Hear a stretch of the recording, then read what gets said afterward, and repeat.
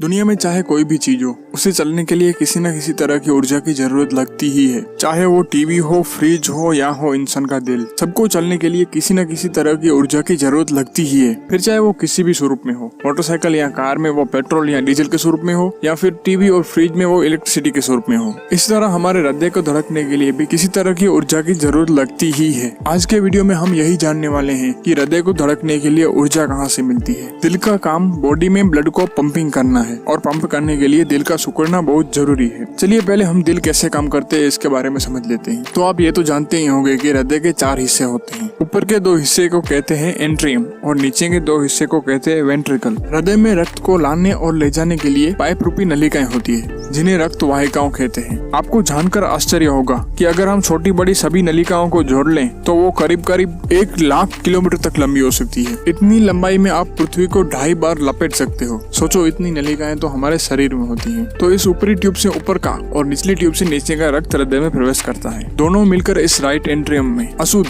यानी कि कम ऑक्सीजन वाला रक्त छोड़ते हैं। इस एंट्रियम में सिर्फ नीचे की साइड ही खुलने वाला एक वाल्व होता है। वो तब खुलता है जब आपका हृदय फैलता है। तो इस तरह से अशुद्ध लोई एंट्रियम से वेंट्रिकल में प्रवेश करता है और जब ये हृदय वापस सिकुड़ता है तो वो रक्त ऊपर के वाल्व से ऊपर की ट्यूब के मदद से बाहर चले जाते हैं और यहाँ से ये रक्त ऑक्सीजन युक्त और शुद्ध होकर वापस हृदय में आएगा। लेकिन इस पर राइट नहीं बल्कि लेफ्ट एंट्रियम से प्रवेश करेगा और लेफ्ट वेंट्रिकल में जाएगा और वहाँ से पूरे शरीर में। तो यहाँ तक तो बात आपको समझ में आ गई होगी। लेकिन ये सब होने के लिए जरूरी है हृदय का धड़कना। इसीलिए हृदय को धड़काने का काम करते हैं कुछ विद्युत संकेत हैं, जो ऐसे नोड से आते हैं, जिसे हृदय का पेसमेकर भी कहा जाता है। हमारे हृदय की मांसपेशी छोटी कोशिकाओं से बनी होती है। हृदय की विद्युत प्रणाली इस कोशिकाओं के माध्यम से विद्युत संकेत भेजकर आपके हृदय को नियंत्रण करती है। ऐसे नोड एंट्रियम के रक्त के संपर्क में आते ही एक विद्युत आवेग भेजता है, यानी कि इलेक्ट्रिक इम्पल्स भेजता है। ऐसे नोड यह विद्युत संकेत फाइबर की मदद से एवी नोड में भेजता है और एवी नोड ये विद्युत सिग्नल बंडल शाखा के जरिए बंडल से जुड़ी